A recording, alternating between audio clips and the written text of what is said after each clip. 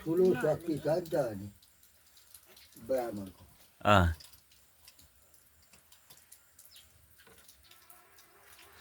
कति बिहान उठ्ने बित्तिकै कति पटक? 10 चोटि। 10 चोटि हो? ए कम्तीमा 10 चोटि। म चाहिँ 5 चोटि भनेर 5 चोटि चाहिँ जप्छु। 5 चोटि होइन, यसरी यहाँबाट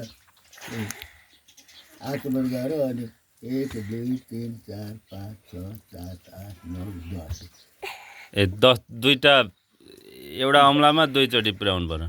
होइन, एकैचोटिले भयो त नि। 1 2 3 4 5 6 7 8 9 10। ए अन्तिममा यो औँला यसबाट थाल्नुपर्छ। ए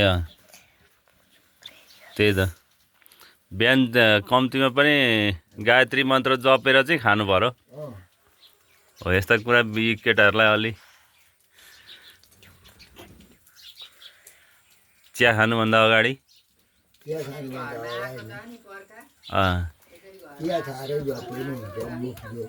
मुख धोएर चिया खाएरै, म नि चिया खाएरै पाठ पूजा गर्छु। ए चिया खाएरै? पानी खाएर केही नै गर्दैन भनेर। ए त्यही त बन्न त आखिर आवश्यक परेमा भनेको छ नि अब।